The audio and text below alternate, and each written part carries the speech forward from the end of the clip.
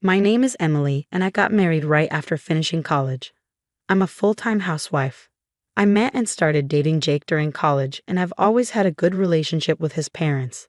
The reason I became a housewife is because Jake's parents suggested it. When I first met his parents before our wedding, his dad, Peter, said, "Marriage works best when the husband goes out to earn money, and the wife stays home to take care of the house." His mom, Linda, agreed with him. Jake had already told me they were a bit old-fashioned, and we both decided we were okay with this arrangement before getting married. Have a great day at work, Jake. Thanks, Emily. Every morning, I say goodbye to Jake as he leaves for work, and then I spend the day taking care of the house. Things were fine for a few years, but then a problem came up. One evening, I asked, "Jake, should we go to the doctor to get checked?" We'd been married for years but hadn't been able to have a baby, and I wanted to know why. Jake's parents, who had always been so kind to me, started acting differently. They'd call every week and ask, "Hi, Emily. How are you? Any chance we'll get to meet a grandchild soon?" Their constant questions really bothered me, and Jake knew it, so he agreed to get tested. The next day, we went to the clinic. When the results came back, we got shocking news. Jake was the one with fertility issues. Jake was heartbroken. "It's okay, Jake," I said, trying to comfort him. "I don't mind if we don't have kids. What matters most to me is being happy with you." Deep down, I had always dreamed of having children, but seeing how sad Jake was, I decided to let go of that dream and focus on our life together. "I'm just going to enjoy life with Jake, just the two of us." "Emily, I'm so sorry." "Thank you," Jake said, tears streaming down his face as he hugged me tightly. I felt like our connection had grown even stronger. We decided to start visiting new places and creating as many happy memories as possible. As we walked home hand in hand, it felt like we were back in our honeymoon phase, and I loved it. "I'm so happy to spend the rest of my life with just you, Jake," I said. Jake seemed a bit surprised at first, but quickly smiled and squeezed my hand. "Thanks, Emily. I really believed we'd live happily together, just the two of us, until things started to change." After Jake's infertility diagnosis, I began feeling uneasy. His parents kept calling us, saying harsh things about wanting to become grandparents. Every time they called, I wanted to tell them the truth, but I couldn't. I imagined how devastated Jake would feel, and it held me back. "We'll tell them when the time is right," Jake assured me. "Emily, I'll tell them myself. Just give me a little more time," he said. Since it wasn't my place to share, I endured their constant comments. One day, I got a call from an old friend, Rachel. "Hey, Emily, it's been ages. How are you? I was wondering if you and Jake would like to grab some drinks with me," Rachel said. We hadn't seen Rachel since shortly after our wedding. Feeling like I really needed a break from the stress, I eagerly replied, "Hey, Rachel. It's so good to hear from you. I'm doing okay." "That sounds like a great idea. Let me check with Jake to see if he's free." Jake agreed, and we set a date. When the day came, we had a great time catching up over drinks. I decided to open up about the struggles I'd been facing with Jake's parents. It was a sensitive topic, but Rachel was a close friend, and I trusted her. "Honestly, Rachel, things have been tough lately, but meeting you tonight really helped me unwind." "Oh no, what's been going on?" "Do you want to talk about it?" Rachel asked. I glanced at Jake to make sure he was okay with me sharing, and he gave me a small nod. "Well, the truth is, we can't have children, and we decided to live happily, just the two of us." "But Jake's parents—" "It's actually my fault," Jake interrupted. There was a brief silence before Rachel spoke. "Oh, I had no idea. Thank you for sharing that with me. I'm here for you both. You should keep enjoying life together. Travel to fun places, make beautiful memories, and of course, hang out with me again soon." Her kind words lifted a weight off my shoulders. Jake seemed more at ease too. I was so glad we'd shared this with her. After a few more drinks, we said our goodbyes. From that night on, Jake seemed to smile more, and I felt like we were finally beginning to enjoy life again. But I realized it was just me. Jake had been in such a good mood lately, and while that should have made me happy, something felt off. Looking back now, I wish I paid closer attention.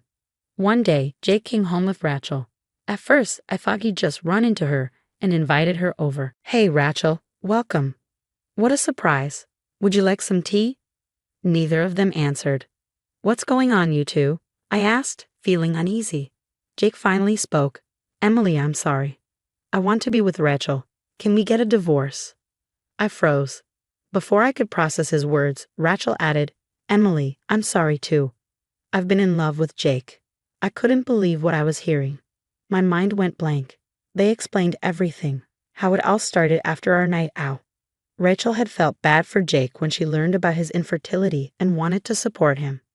I thought Rachel had been a friend, someone who helped me that night, but instead, it turned into my worst nightmare. The love I had for Jake vanished instantly. We had promised to spend the rest of our lives together, just the two of us. How could he betray me like this? Fine, I said, keeping my voice steady. I'll sign the divorce papers. They both looked shocked. What? Are you sure, Emily? Jake asked. Yes, I'll sign them. I'll pack my things and leave, but I need some time to do that. Until then, don't come back here. I don't want to see your face again. Okay, Jake replied hesitantly. I'll stay at my parents' place. Let me know when you're ready. Turning to Rachel, I glared. And you, Rachel? I trusted you. I can't believe you do this to me. I'm sorry, Emily. I know you'll never forgive me, but... Just stop, I cut her off. I don't want to hear it. Get out. Both of you. They left the house, leaving me alone in the silence. I collapsed onto the sofa, trying to make sense of what had just happened. My whole life with Jake had been shattered in an instant. All those years together felt meaningless now. I cried until I couldn't cry anymore. But deep down, I knew tears wouldn't fix anything. Regret wouldn't fix anything. How did my life come to this? At some point, I must have fallen asleep because I woke up to my phone ringing.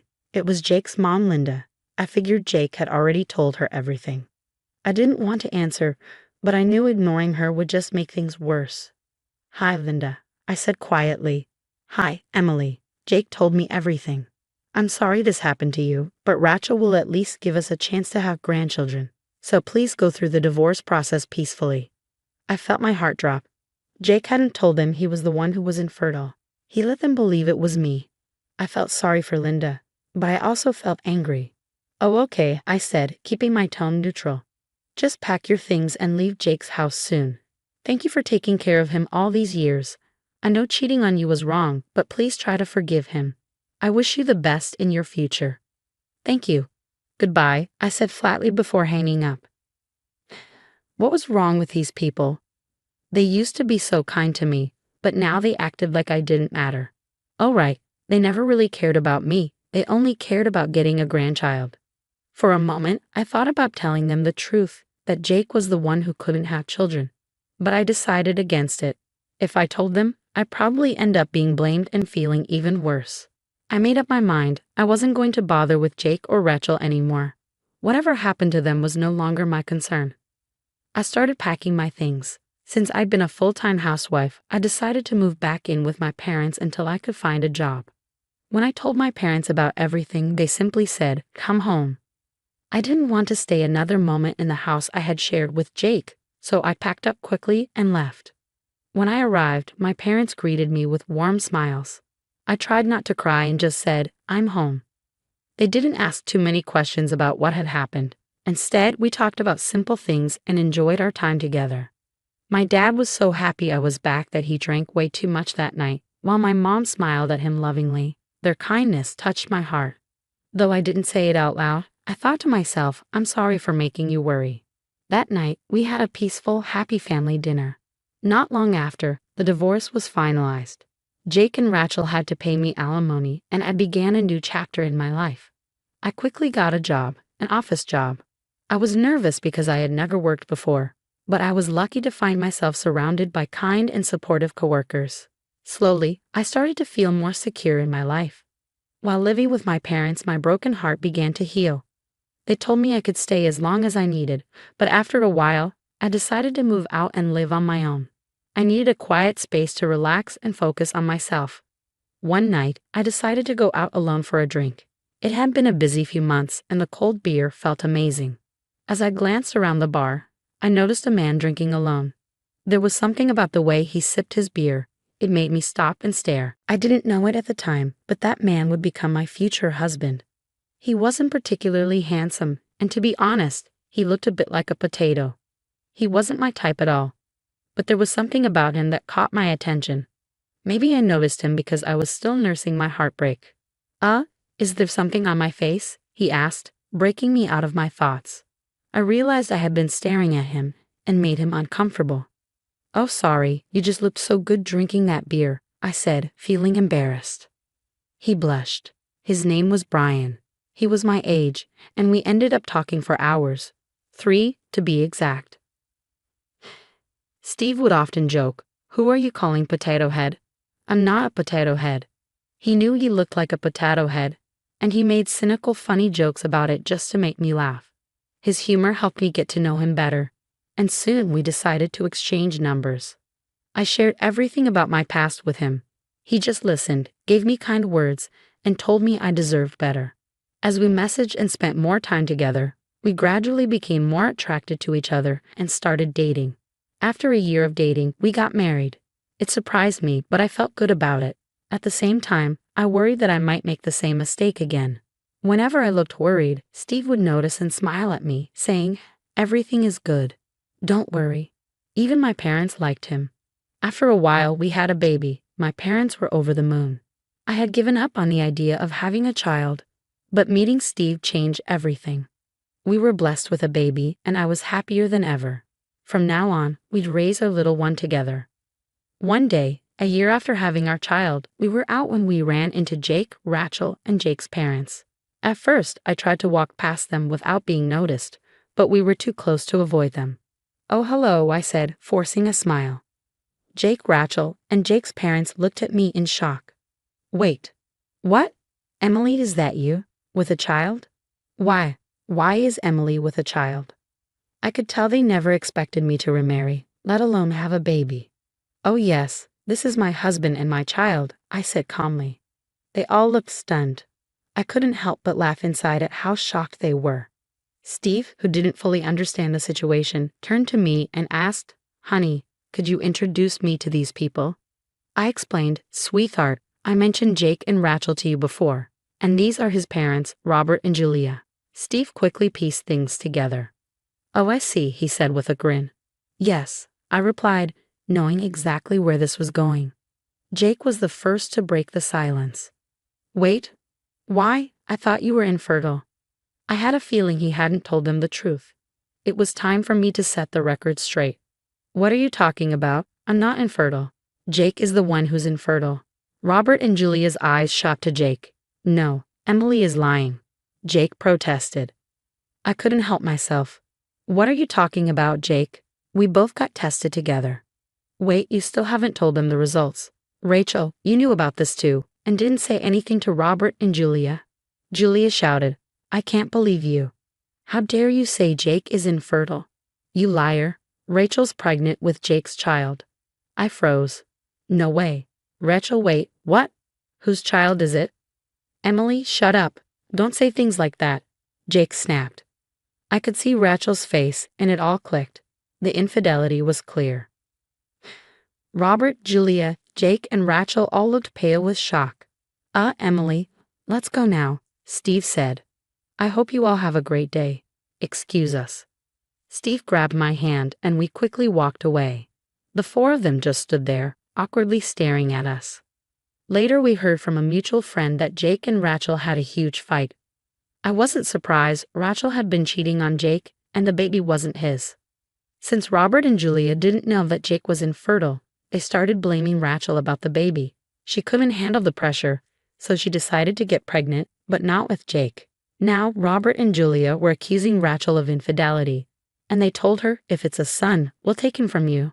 Rachel, knowing about Jake's infidelity, hired detectives to gather evidence of this cheating. She was now using those photos to fight back and demand compensation. It sparked an ongoing battle between them. Robert and Julia even started calling me, saying, "Because of you, everything is messed up. You should take responsibility, divorce your husband, bring your child, and remarry Jake." I told them, "The number you're dialing is either not in use or turned off. Stop talking nonsense and have a nice day." Then I blocked Julia's new number too. I have no idea what's happening with that family now, and honestly, I don't want to know. All I know is, thank God I got a divorce from Jake. For a moment, I felt bad for Rachel, but then I remembered we're not friends anymore. I only felt sorry for the baby inside her, but knowing Rachel's strong personality, I'm sure she'll make it work somehow. I've stopped thinking about them now.